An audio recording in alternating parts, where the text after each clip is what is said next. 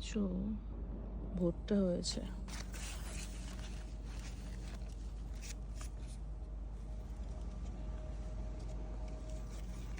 সাত আটটা মতো।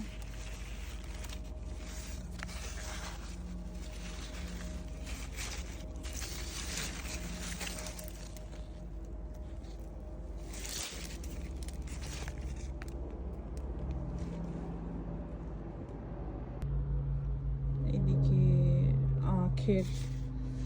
আখের ফুল ধরে গেছে। আমি জানি না এটার আখ হতে কতটা সময় লাগবে, আর সময় তো লাগে, কিন্তু এত ছোটতে ফুল ফুটে গেছে।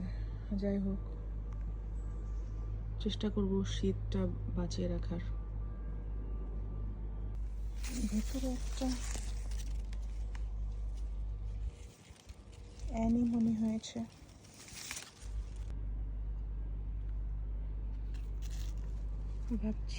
ভাবছি না এটাই করব। এই সূর্যমুখীর বীজগুলো দোকানে পাওয়া যায় না, ভাজা, লবণ টবণ দিয়ে, সেরকম ভেজে খাবো, ওই জন্য এটা রেখে দিয়েছি। এই যে মৌমাছি বন্ধু কই গেল?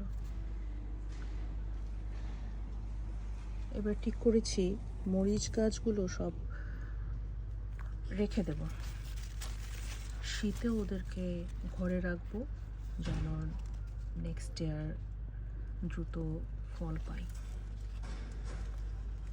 গত বছর যেটা করেছিলাম, আমি ঘরে রেখেছিলাম, কিন্তু ফাঙ্গাস অ্যাটাকের কারণে আমি শীতে বের করে দিয়েছিলাম, তারপর মারা গেছে।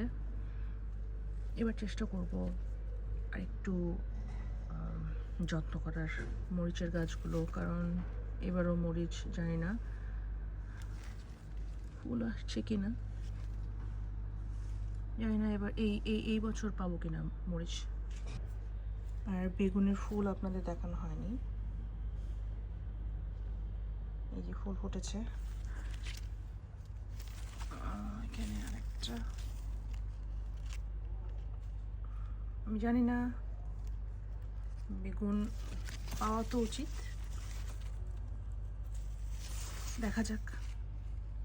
এই ভেতরে অনেকগুলো চেরি টমেটো হয়েছে। এই হলো বাগানের আপডেট। অনেকগুলো শশা খাওয়া হয়ে গেছে, আর কিছু নতুন শশা আসছে।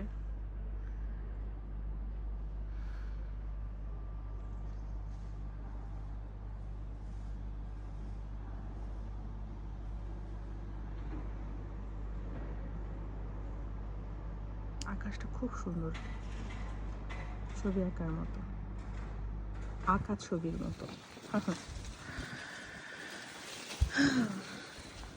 বাগানে এলে আমার মনে হয় যে গ্রামের বাড়িতে সবার বাড়িতে বাঁশের ঝাড় থাকে, ওই বাঁশ ঝাড়ের মতো লাগে কেন জানি। মানে আখের পাতার খসখসে পাতার শব্দ, ভুট্টার পাতার শব্দ, বা অন্যান্য পাতাগুলো সব মিলিয়ে আর কি। প্রচুর বাতাস হয় তো। আমার আসলে সবসময় গ্রামই ভালো লাগতো। আমার টান বলতে শুধুই গ্রামের প্রতি, আর একটা গ্রাম ভাইব ভালো লাগে সব সময়। আমার শহর কোনোদিনও ভালো লাগেনি। এই জন্য হয়তো আমি যেই বাংলাদেশে ফিরতে চাই না, সেই বাংলাদেশটা হয়তো শহরের কথা আমি বলি। ঢাকায় আমার ফিরতে ইচ্ছে হয় না, বা কোনো শহরে। জার্মানি এই জন্য আমার ভালো লাগে যে প্রচুর গাছপালা, মনে হয় একটা জঙ্গল কিংবা গ্রামের মধ্যেই আছে।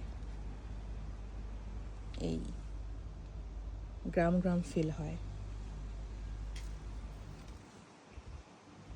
আমার এমন জায়গা ভালো লাগে যেখানে গ্রাম্য পরিবেশ কিন্তু আধুনিক সব সুবিধা আছে।